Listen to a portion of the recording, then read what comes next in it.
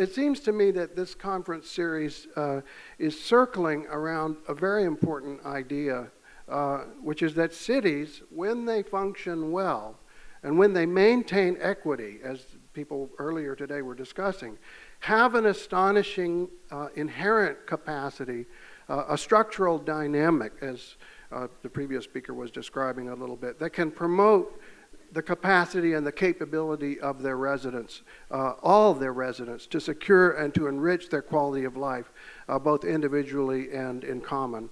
But there are very specific structural requirements for that process, requirements that exist at the level of streets and sidewalks and lowly little places that are places for human beings. That's the notion of places and placemaking, I think.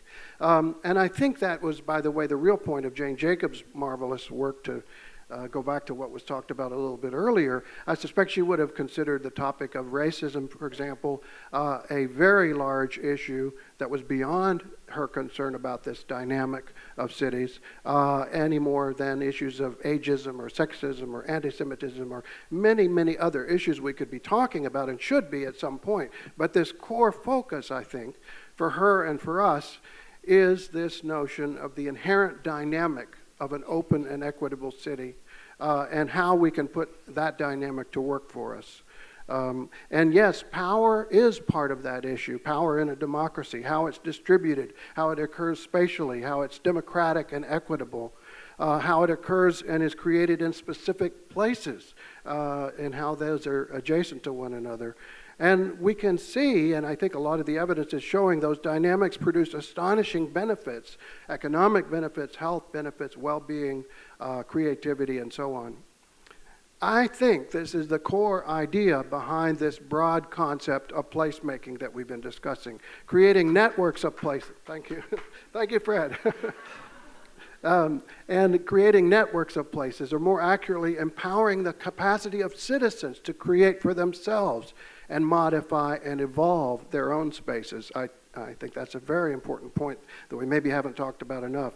I suspect this is, in fact, a new agenda in many ways, in practice, in education, and in policy.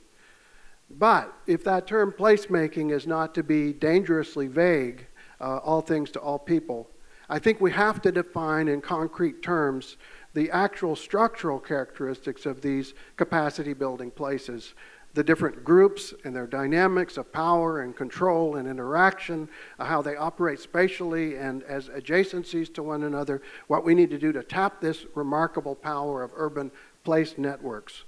And a special burden is on us, I think, as professionals and as academics and as reformers, to provide agenda-driving evidence that these urban places will, in fact, be more productive, equitable, diverse, and sustainable. But luckily for us, there is a rich body of research emerging in many fields today that can help us to do precisely that, including sociology, public health, economics, environmental psychology, network science, mathematics, and really a number of other fields, in addition, of course, to the design professions and the work research going on there. And this body of research is just what yesterday's academic sessions were really designed to explore and to begin to gather together and to report back to you. So let's remember, at a time when the globe is urbanizing at an unprecedented pace, when we're poised to create more urban fabric in the next 50 years than we have in all of human history. Think about that. And when we also face unprecedented threats from resource depletion and climate change and systems collapse, these issues take on really unprecedented urgency. Cities can be enormous contributors to the problems that we face. We can, as Herbie Girardet says, the future of humanity may play out in cities.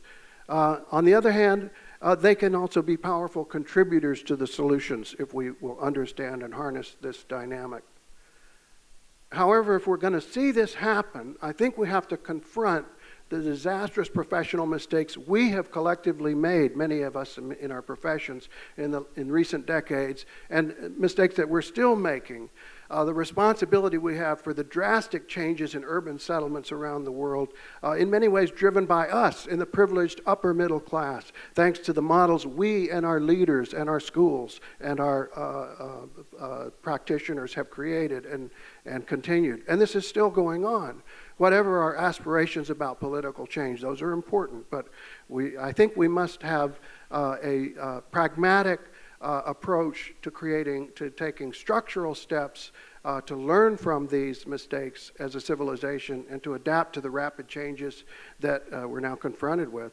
And it seems to me that this urgent agenda is very much at the core of this conference, what we're talking about. And so I hope this conference can play a useful role in pushing that urgent agenda forward. Because if we're going to meet the challenges of the future, we have to employ, I think, a pragmatic, shareable, evidence-based approach to making successful public places for human beings. Thank you.